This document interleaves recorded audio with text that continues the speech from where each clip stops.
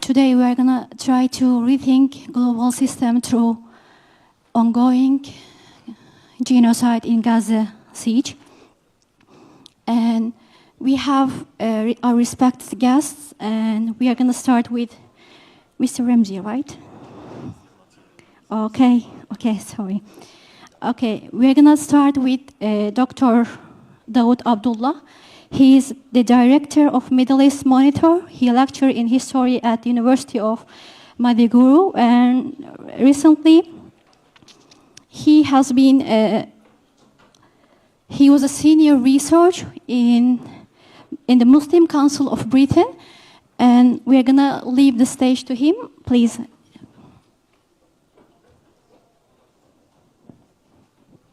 Yep, for sure.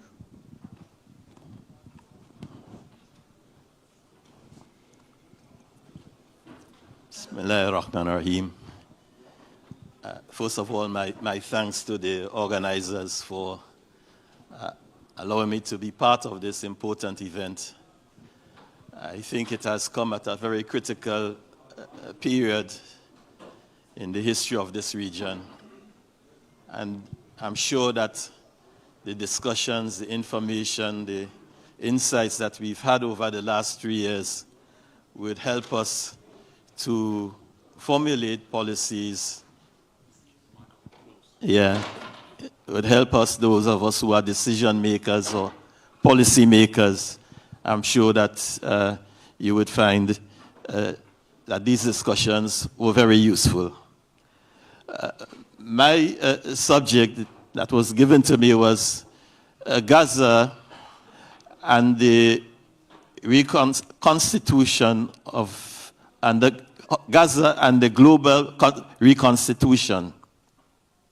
So what I want to begin by saying is that prior to October 2023, Palestine was very much off the international agenda. It was not in any way discussed by decision makers to any useful purpose. The 17-year blockade of Gaza went virtually unnoticed in the West, or indifferent, I should say, on the part of Western leaders and the supporters elsewhere. And throughout that period, discussions were dominated about, let's say, Russia-Ukrainian war, or US-China relations, or the Iranian nuclear program. These were the side issues that were discussed over that of Palestine. Well, that changed dramatically after October the 7th. That was a turning point. And the world now, for the first time, began to seriously consider, you see, what has happened in Palestine. 4 things I have identified as a result of October the 7th. First of all, Palestine was reinstated to the global agenda. It was reinstated at the top of the agenda. People began to discuss it more, in depth, seriously. You see, asking questions, asking for accountability. And at the same time, it reignited a debate about the United Nations, the efficacy of these organizations, its purpose, its structures, its mechanisms. How useful are they? And thirdly, another debate has been reignited about human rights law, international humanitarian law. Who did they serve? For what purpose were these laws codified? You see, questions began to be asked post-October 7th. And finally, the Gaza brought to the fore the role of the global South, you see, in world affairs. In the last decade or two, or even more, I should say, everything was dominated by the North, and particularly the United States, what we call the unipolar system. You see, but with Gaza now, we saw a more assertive global South coming to the fore, you see, and asking for accountability on the part of the global North. So these are the 4 areas, I think, Gaza triggered a rethink, a new conversation, a new approach, a new direction to Palestine in particular. So let's go back to the question of the being at the top of the global agenda. When President Biden took office in 2021, contrary to the expectations that there would be change, it was very much a question of continuity. Continuity with the policies of his predecessor, Donald Trump, and in particular with regard to Palestine, i.e. that Palestine was not important to the Americans. The important issue for them in the Middle East was like Iran and its, of course, nuclear program.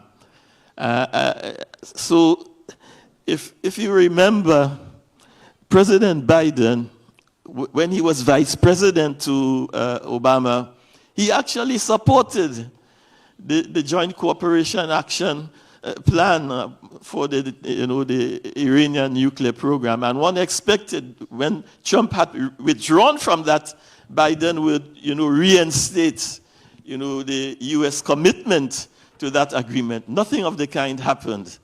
It was a continuation of Trump's policy.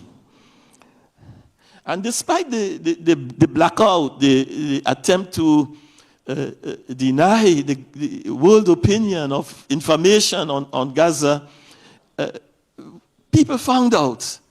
They saw it unfold, the genocide unfold on their television screens in the evening. They had access to information in spite of the murder of over 200 journalists in Gaza and even some in the West Bank.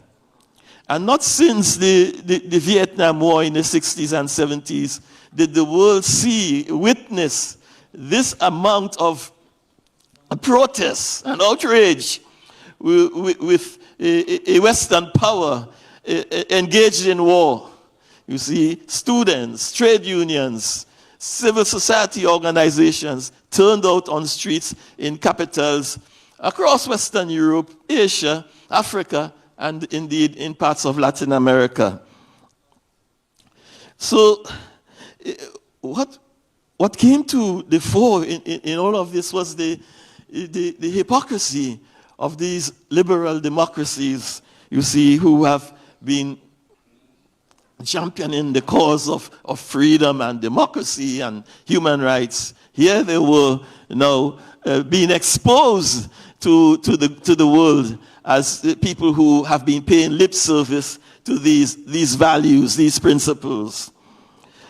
But I should say that even in the West, countries like Spain and Ireland and Norway, they have, in a sense, broken the trend, gone against the trend by taking a more critical stand on the issue of Palestine and Gaza in particular, which we should recognize that there is no homogeneity in the West towards Palestine, in the sense that they all support, what is dictated to them by Washington. No, we see now countries are being prepared to take a different stand. Not all of them, but a few. And as I said, Spain and Ireland stand out in this regard.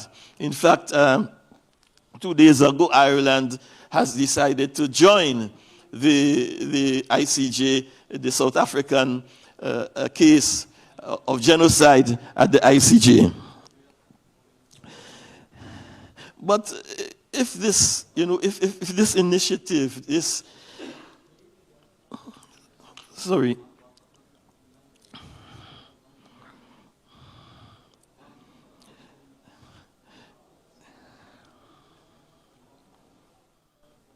So,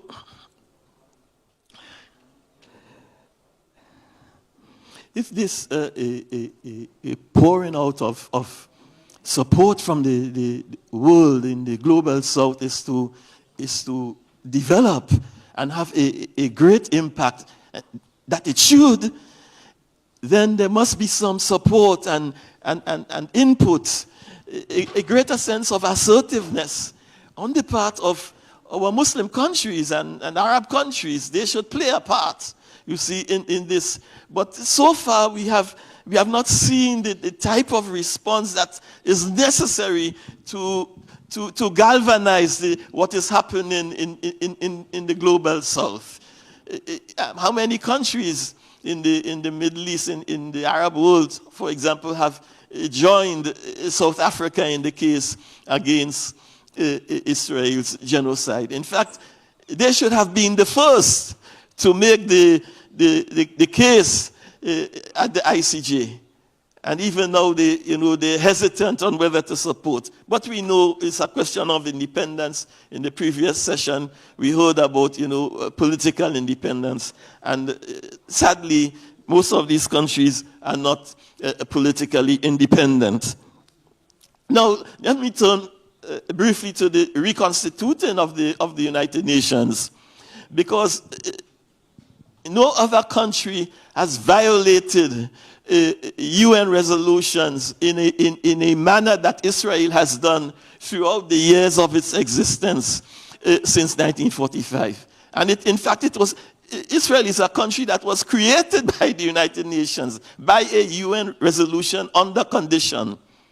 But it has shown a great disdain and contempt for the world body. Sometime in May of 2023, just before the war started in Gaza, the Israeli ambassador actually stood on the floor of the General Assembly with a shredder and shredded the Charter of the United Nations in front of all the world community.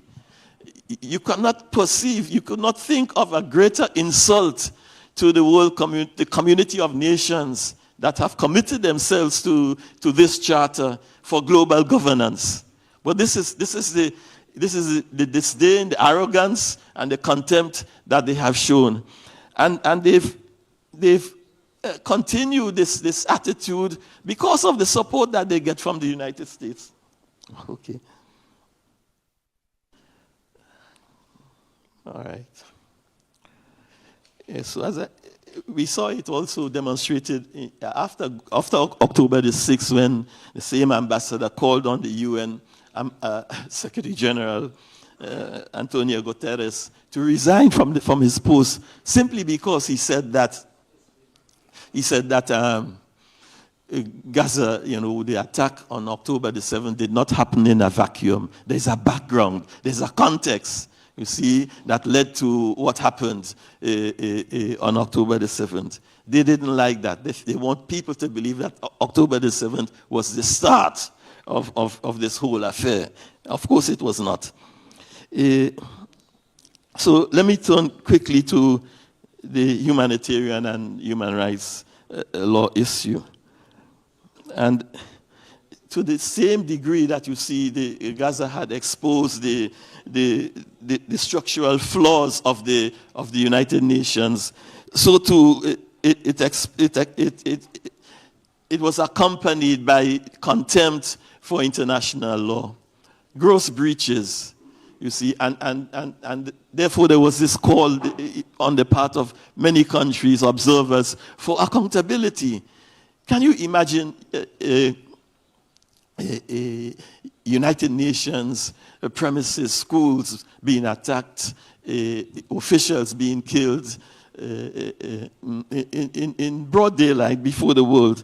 So all the point here that we have to underscore is that there are certain principles that were adopted since 1949 in the Genocide Convention and the Human Rights Declaration for Human Rights of 1949, that all people are created equal and should enjoy the same rights to life and liberty and freedom and happiness. But this has been denied to some people and has continued ever since. Okay, I'll stop.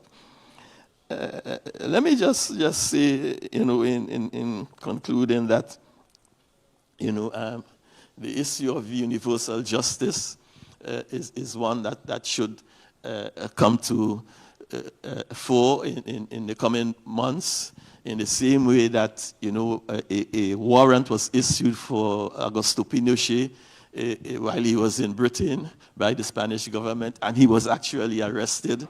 The same can be done, for Israeli war criminals. We have seen several cases like this, but most importantly, even if the ICC fails or is late in delivering justice, we can look at other models, such as that happened in Senegal in 2015, when a special African court was set up to try Hissène Habré for crimes against humanity. The African Union and Senegal came to an agreement to try him, and he was convicted and sentenced to life in prison. Such special courts can be set up for the specific crimes of torture, of genocide, war crimes, crimes against humanity. These crimes, any court that has, any country that has signed up to the Genocide Convention can implement this procedure. I'm sorry I can't go into the detail of it, but I'm happy to discuss it during the question and answer period. Thank you. Thank you so much, Mr. Daud. Thank you for reminding us the hypocrisy of the liberal democracy, and thank you for reminding us the duty of UN. And ironically, still we are waiting from the solution from the UN. And we have our guest, our respected guest, through Zoom meeting, and he is a U.S. Palestinian journalist, author, and media consultant serving as editor in Palestine Chronicle since 1999. And he has held leadership roles at Middle East Eye, Al Jazeera Online, and the Bernie Times. And Baraoud has conducted speaking tours in over 30 countries.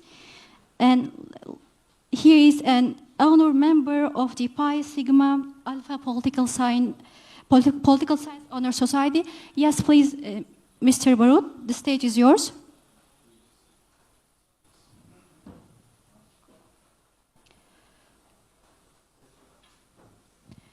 We can't hear your voice.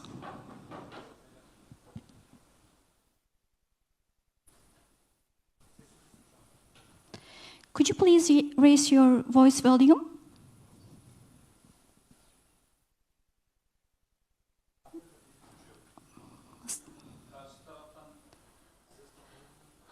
Still, the voice is closed. Could you please check it first and then start from the beginning?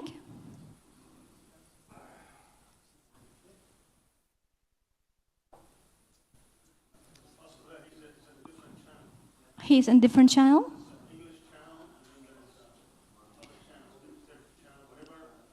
I guess there are different channels. Please be sure whether you are on the right channels or not. Yeah, there are translator channel and the other one.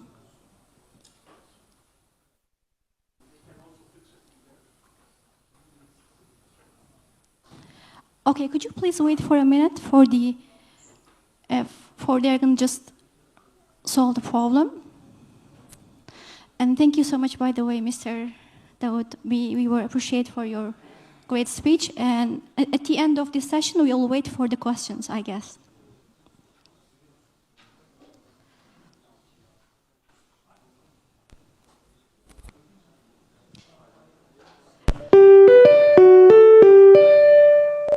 Okay, now could you please try, Mr.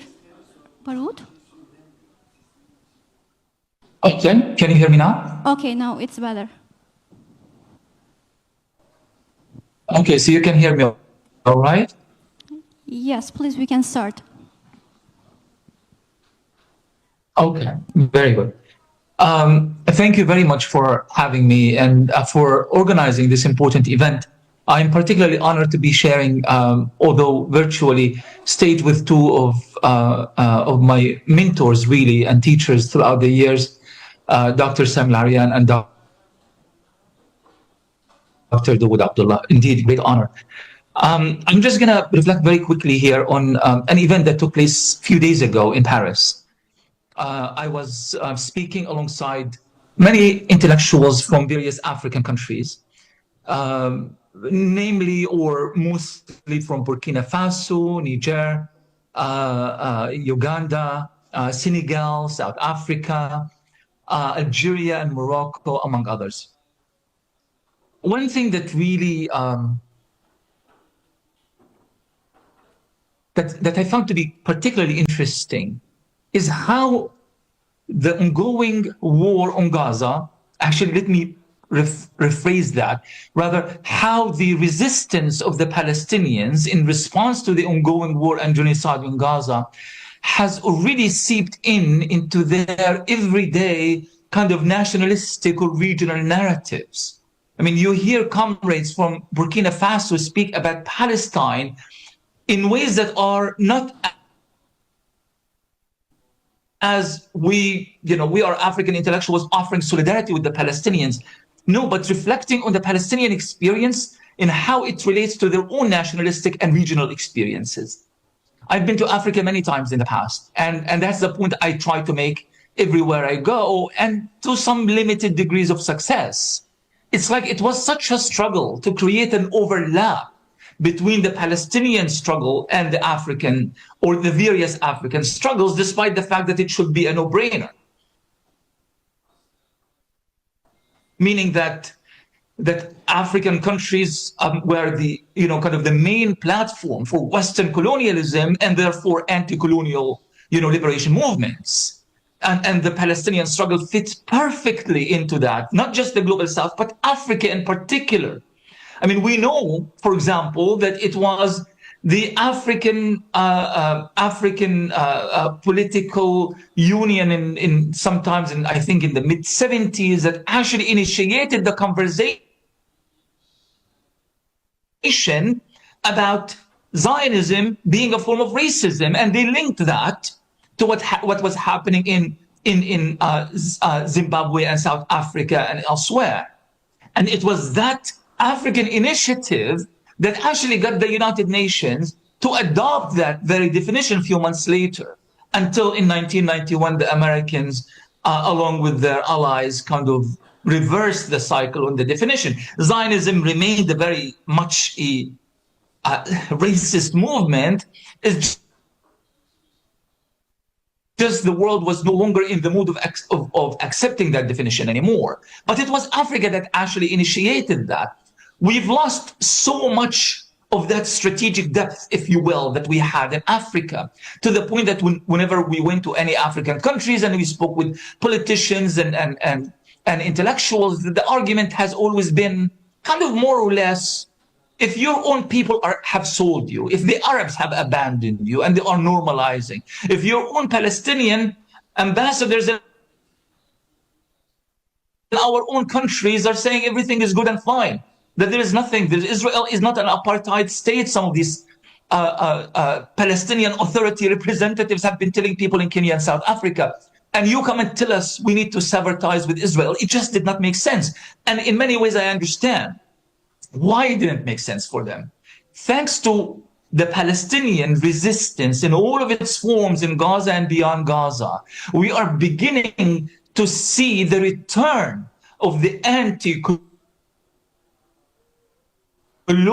anti-imperialist narratives in Africa and the global South being embraced and being unified around Palestine. Not as we are doing Palestinians a favor by offering solidarity with the Palestinians, but rather we need that narrative for our own causes as well.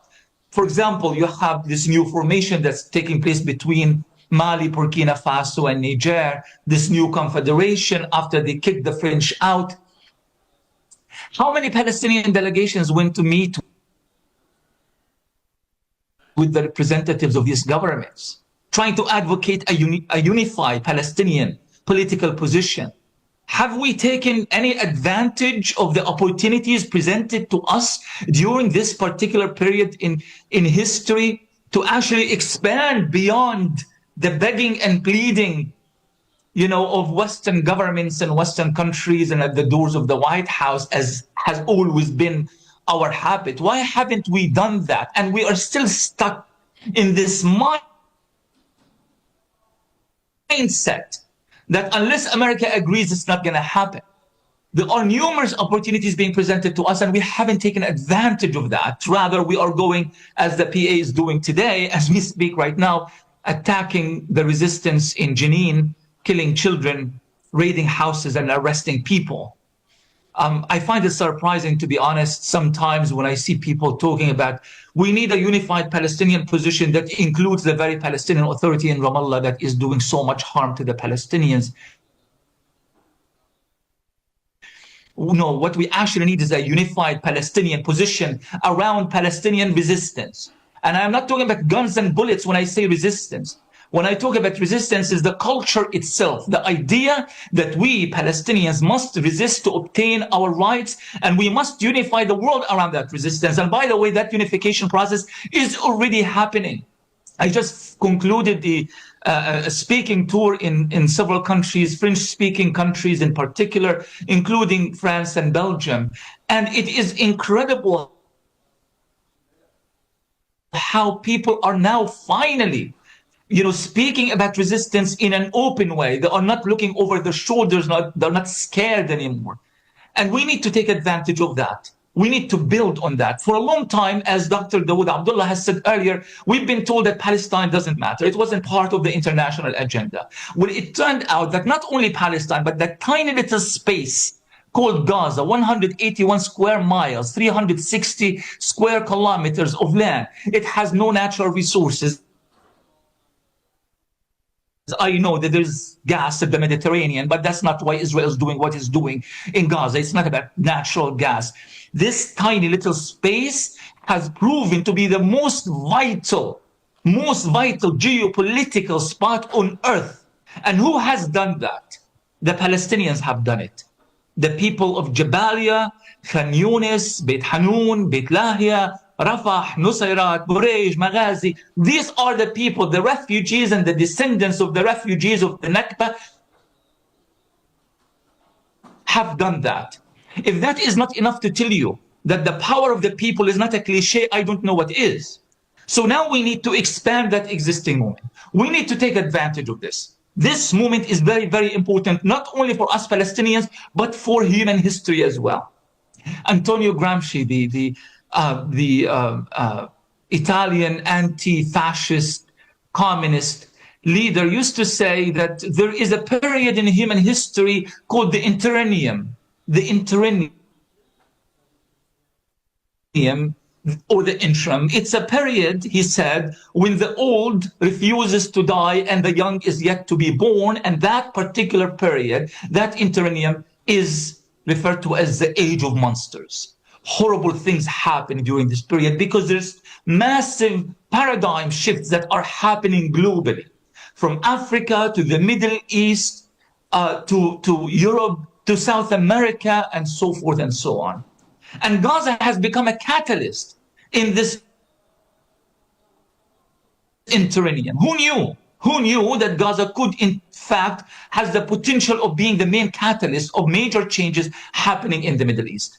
So we need to understand how significant and important this moment for us Palestinians, for the region, and for the world, and take advantage of it.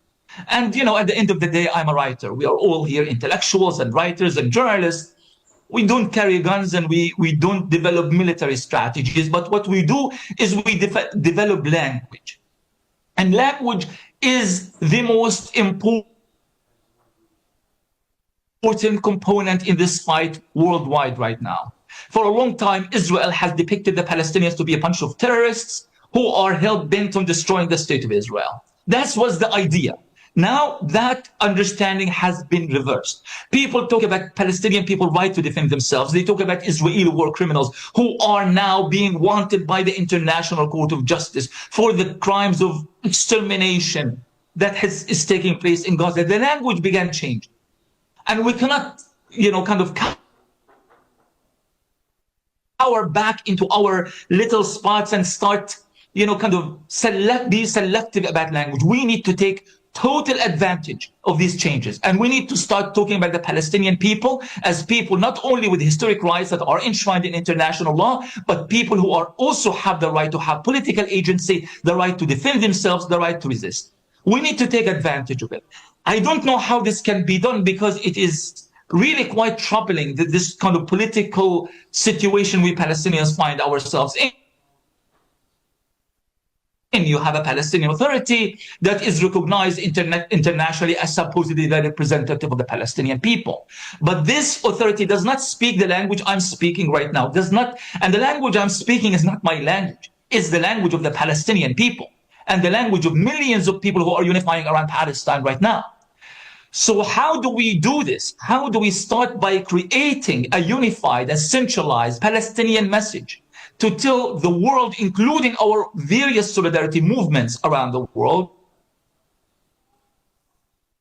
what the Palestinian people want, what is the language to use, and how to fight against or to counter the Zionist narrative and the mainstream narrative on Palestine and the Palestinian people, especially those in Gaza right now. This is a very important thing, and I feel like we are still kind of missing this opportunity to develop this platform, this committee, this organization that would allow us to actually start speaking not as Fatah and Hamas, not as socialists versus secularists versus Islamists, but rather as Palestinian people. And when I say centering Palestinians or speaking as Palestinians, well, I'm not talking any Palestinian. I am talking about people who represent the collective Palestinian experience. And that collective Palestinian experience is being witnessed as we speak in Gaza right now. The Palestinian people are unified around a set of principles. They refuse to compromise on the issue of justice that is situated around international law and backed by international law, but they also refuse to be treated as an exception. Every national liberation movement in the world resisted, but when it comes to the Palestinians, everybody kind of backtrack and say, well, maybe there's an exception here. Why should we be the exception? One of my events in France was canceled by the university because I speak about resistance. And when I speak about resistance, I'm not even talking Yassin 105s and Shawal bombs. I'm talking about the right of the people to defend themselves against aggression. That was too much for the French university, so they said, no, we're not going to have him come and speak to us.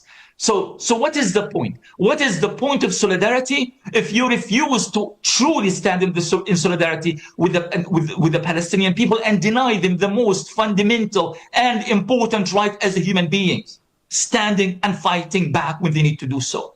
And it's not like I'm promoting resistance in the sense that I think that, this form or that form of resistance is going to resolve the issue. I am just saying that if you take away agency from people, you turn them into victims. And I refuse to accept that the Palestinian people are victims. Gaza has done more damage to the Israeli army than all Arab and Middle Eastern armies combined since 1948. So you can't tell me that people who behave in that way do not have agency. They have refused to accept ethnic cleansing. They are being starved and they are still standing and fighting. They are people of exceptional kind of powers that should be a driving force to the rest of the world to liberate itself from the shackles of oppression and colonialism and neo-colonialism and injustices that happens in every society. Thank you. They're not victims in that sense. They don't see themselves as such. I think I'm exceeding my time, right? Yeah, we have last 1 minute. Could you please conclude your words? Absolutely. So this is really what I think the issue is that we need to go back to our strategic depth. We need to discover the opportunities that exist in the global South. We need to build a real relationship with the solidarity solidarity movement in the global north, not as a movement that puts conditions on us as Palestinians, but listen to us, engage with us as Palestinians, and again, center the truly representative Palestinian voices anywhere, whether in Europe, in North America, or anywhere else. Thank you. Thank you so much, Mr. Baraoud. Thank you for reminding us the Gaza's resistance, how it taught all of the world who are Zionists and about their coward actions to all over the world. And thank you for reminding that how Palestinian people separated resistance to all over the world, where people live under suppression. Thank you so much. And thank you for reminding us still there are a huge duty from us, from men of Ummah, from the humanity, that we need to take more serious actions because we are talking about more than 15 months ongoing genocide. Thank you so much.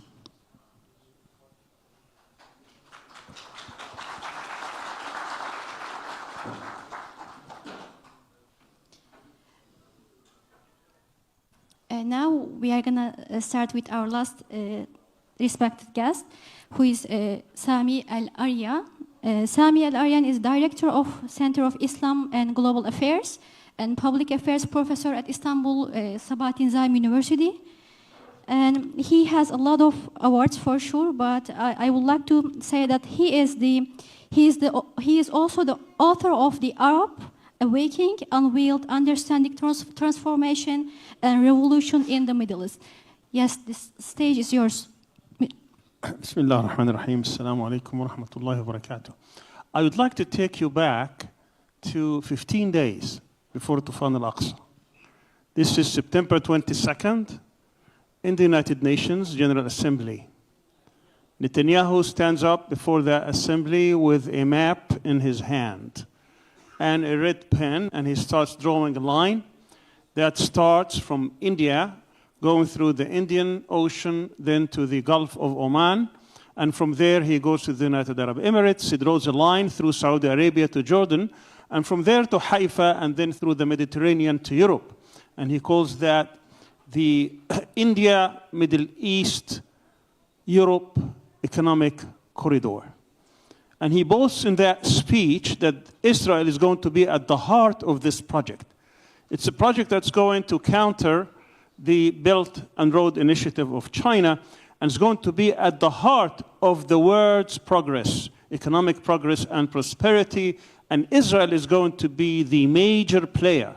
This basically was the plan, that Israel is going to become the nation or the country that's going to be leading this part of the world. It's going to be the hegemon of this part of the world. It's going to be subcontracted by the United States, that is afraid that its rival China is going to surpass it. It's going to reorient itself in this region and subcontract its security and to protect its security and interest to Israel and Saudi Arabia. In March of this year, there was supposed to have been a normalization pact, a ceremony at the White House, in which Saudi Arabia would recognize the Zionist state, and along with it would come later Pakistan and Indonesia, and that would have been the end of the Palestinian issue, now that you have the land of the two holy mosques signing, in addition to two of the most important countries. That was the design that came, or they thought it's going to come at the end of last year and this year, and then Tufan al-Aqsa takes place. Tufan al-Aqsa takes place at this time where the Palestinians themselves have been suffering tremendously. Not only that the world has passed the Palestinian case, the Palestinian issue, but also they have been suffering in all spheres. Not strategically, that no one is talking about Palestine anymore, but also if you go to Gaza, Gaza has been under a suffocating siege for 16 years. Nothing goes in or out without Israel saying so. A whole population is under siege. There are whole generations that have been born and living under siege. Everything is being counted. In the West Bank, with the empowerment of the new government, this right fascist government of Netanyahu with Smotrich and Ben Gvir, is trying with it at the essence of its project, is not only to annex 60% of the West Bank, but also to settle as many Jews as possible in this part of Palestine, and also try to deport as many Palestinians as possible. Smotrich even said so publicly, that Palestinians have three choices. One is to submit to Israel, that they will never be an equal citizen in their own land, or they can be compensated and leave, or they could be killed. These are the three choices that the Palestinians have to make. Looking at Jerusalem has been under tremendous pressure to be Judaized, to split time and place with others, and to build the third temple. That's what they have been propping up for years, but particularly in 2023. Look at the prisoners in Palestine. After Ben Gvir became in charge of the prisons in Palestine, all the privileges that they have gained throughout decades of struggle was being taken away. The visitations, the education, the different things that they're able to make have been taken one by one. 5,700 actually Palestinians were under detention at the time, with over 2,000 in administrative detentions without any charges. When you look at all these combined, the West Bank, Gaza, the prisoners, Jerusalem, in addition to the strategic situation where they want to just bypass the Palestinian issue, certainly Tufan al-Aqsa was one way to call the whole world that this is unacceptable. Now, many people have been talking about a two-state solution, that somehow this struggle will end when we have some sort of a state for the Palestinians. And I'm here to tell you that this is an illusion. There's nothing that the Palestinians are going to get with the Zionist ideology and the Zionist state. This was actually one idea that came and left. The train has left the station. There is no longer any scenario in which there could be a viable so-called Palestinian state. Assuming even the Palestinians, I'm not talking about the PLO or their officials recognizing Israel on 78% of the land, I'm talking about the people. But even this idea is no longer viable. Israel is there, committed to its greater Israel. If we had any doubts whatsoever, just look at what happened in the past year. This is the essence of Zionism. It is there as a hegemon. It is there as a settler, colonial, racist, supremacist, aggressive state that is trying to replace some people with others, replace the Palestinians with other Jewish communities from around the world. This is how they define themselves. So anyone who recognizes or acknowledges or believes that any part of Palestine should be taken by other than the Palestinians, should be taken by Jewish communities, then he is by definition a Zionist. And therefore, we need to look at whether this is actually an acceptable solution to have such an ideology in the midst of this region, an ideology that does not care about the human, ideology that is willing to kill tens of thousands of people, including 70% of which are women and children and elderly, that is willing to erase completely from the face of the earth any sign of civil life, like what we are seeing in Gaza day in and day out. Not only tens of thousands have been wiped out, but also the suffering of the lack of medicine, the starvation policy, the destruction of universities and schools and clinics and healthcare facilities and mosques and churches and markets and streets and residences, every single one of them, every single day.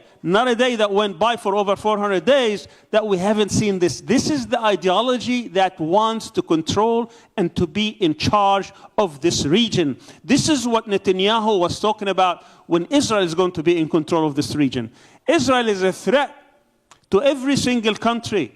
If you think that you are immune because you live in Turkey, then you're living in an illusion. If any country in the region thinks that Israel is willing to let it survive without being dictated to, then you're living in a different world. That's what the essence of Zionism is. And if that is the essence of Zionism, then our goal, our objective should be to dismantle such a system. In the same way that the apartheid system in South Africa was dismantled. Dismantling a racist, supremacist system should be our goal, not to somehow coexist with it, not somehow to accept it, not somehow to normalize it. That is not the case. And to do this, then we have to look and reframe our understanding of the Palestinian issue. Why is Zionism dangerous? Because of these facts. The centrality of the Palestine question has nothing to do with the suffering of Palestinians, even though they have suffered so much, particularly in the last year in Gaza. Other communities suffer: Syrians, Afghanis, Iraqis, Libyans, Sudanese, Somalis. Other people have suffered, but that does not give them the advantage of making Palestine the central case. And not even that, because it has sacred and holy places. That has its own place. The reason Palestine should be the center of politics, of movements, of any projects in this region is because of the nature of the enemy. It does not want to accept the hegemon in this region. It will not allow Turkey to become powerful. It will lobby every single country in the world to make sure that Turkey will always be not powerful, but under them. It will not allow any unification project because that's a threat to it. It's not going to allow any economic prosperity because that could be a threat to it. It's not going to allow any scientific advancement because that is a threat to it. Look at how many scientists and scholars have been assassinated throughout the years in every place, in Iraq, in Egypt, in Palestine, in Indonesia, in Tunisia, in Morocco, why? In Iran, why? Because these could be a threat to it. That's how they look at it. That's why they are willing to destroy Gaza, destroy the West Bank, destroy Lebanon, destroy Syria, and whoever else is going to say, I would like to become independent, I'm willing to stand up to it, they will try to destroy. That's why Palestine becomes, or should be, the central issue for all those who care about this region, and care about justice, and care about freedom. In that case, then our goal should be to dismantle this regime. I'm not talking about killing people, because that's not what this is about. Actually, when Jews had to leave Andalusia back in 1492, where did they go? They came basically to the Muslim world, including here in Istanbul, because we recognize them. This culture recognizes Jews, and if Europe is so racist against them, and they can't withstand them, and they export them to this region, we're willing to take them as immigrants, but not as a sovereign state, not as a hegemon in this region where they would like to control every part of it. Today in Syria, that's what they're trying to do. They're trying to divide the divided. They try to keep us weak, fragmented. They want to have a Druze state, an Alawite state, a Sunni state, a Shia state, a Kurdish state. This is how they can control the whole region. This is how they are manipulating the great powers such as the United States to make sure that they support such a plan. That's why it is so dangerous. Now, to dismantle this regime, I can tell you right now that the Palestinians will not be able to do that.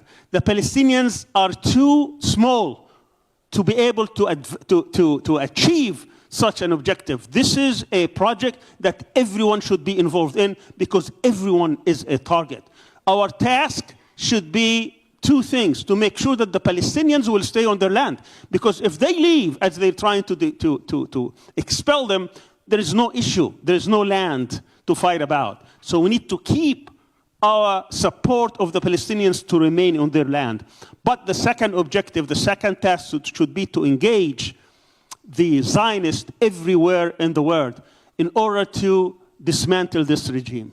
We need to engage them politically, diplomatically, economically, commercially, socially, culturally, in human rights, legally, every sphere, in the media, in sports, in every sphere. That means that every single person will have a task in this. This is not left to some people who are in the field fighting militarily and not left only for the Palestinians. This is a project for the whole ummah. Because if you want to make any kind of progress in here and you leave this alone, they will not leave you alone. They want to make sure that you are unable to achieve this. That's why they control many of the great powers in this world in order to make sure that they are capable of pressing you. Today, have you asked yourself, when the when the Arabs and Muslims, OIC, met on November 11th, 2023, that's almost 5 weeks after October 7th.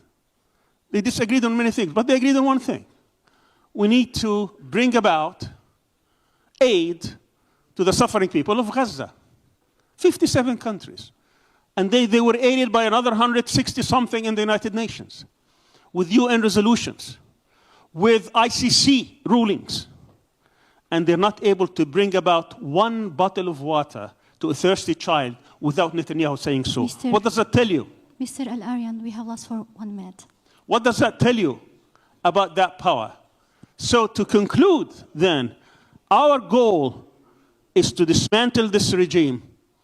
This cannot be done with the formula is very simple. Cannot be done without the Palestinians, cannot be done with the Palestinians alone. That means everyone has a role to play. That means we need to build a global movement that could be mobilized and galvanized to achieve this goal.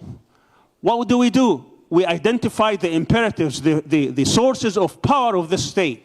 I have a study that shows that they depend on 12 pillars. It's like a house standing on 12 pillars. If everybody can see where they can make an impact in any of these pillars, like everybody is having a hammer and hitting one part of that pillar, when enough pillars are collapsed, this whole state would collapse. And then the whole region can reconstitute itself and start being truly independent. Thank you very much.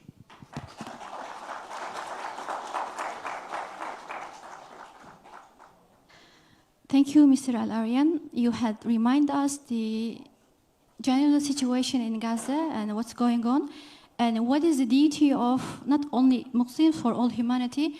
It has been for last 7 years I have been in Gaza, and people in Gaza, they have a serious message to men of the Ummah, because they had sacrificed good enough until now. We are talking about more than 14 months of genocide, and it's ongoing, unfortunately. And in order to do our responsibilities, we have to leave our comfort zone, okay? Once we leave our comfort zone, we are not just gonna save Palestinian people, we are gonna save humanity through keeping justice and peace in the Middle East and all over the world. Thank you so much, thank you. And I guess we are out of our stage, but if you have any question, do you have any questions? We may, yes, please.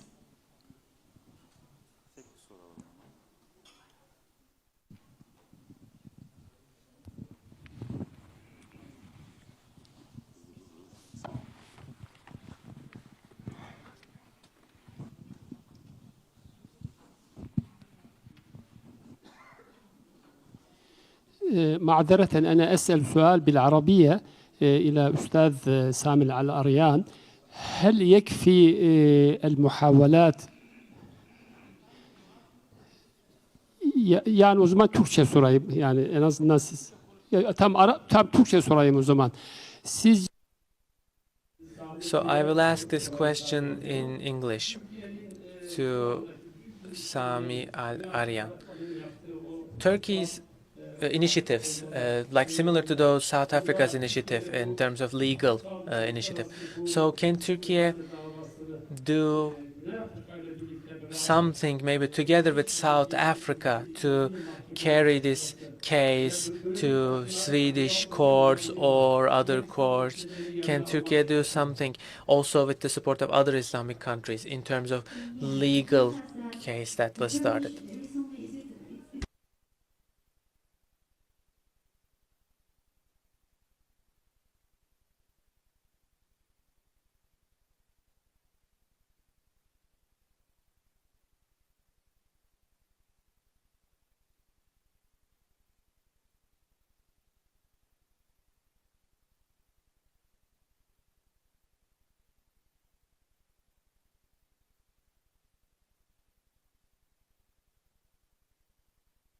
South Africa to the ICC. Of course, I mean, it is significant because it is very important that this criminal regime is exposed. It has been exposed. There are many strategic losses of this regime at many levels. At the strategic level, that plan, at least for now, is frozen to integrate it into this region. Its narrative has been severely disregarded by the whole world.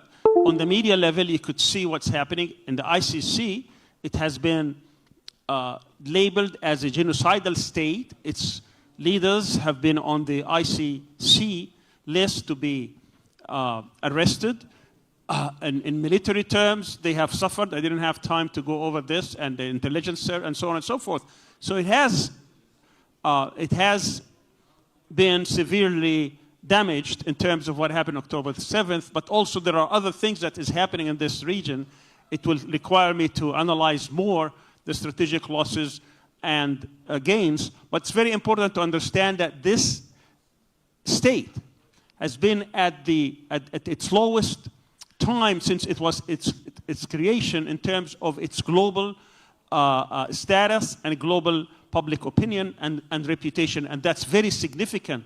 And I think Turkey could certainly do more, and I think they'll try to do more, but we need also to make sure that the public in Turkey is behind such policy.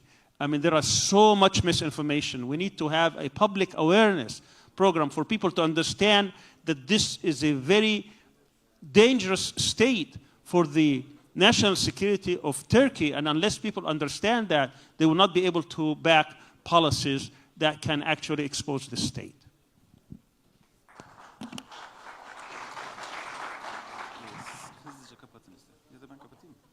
Evet, kıymetli katılımcılara, konuşmacılara yapmış oldukları bu güzel... We thank our distinguished panelists for this fruitful panel. I would like to invite Mr. Ebu Bekir Ceylan from Cihanumma to the stage to present gifts. So Istanbul Forum is going full speed ahead. Also, young people have conducted a futurist forum. We will have a presentation and winner announcements of it soon. We now take a short break for prayer, and after that we expect you to come back to see the Futurist Forum award ceremony.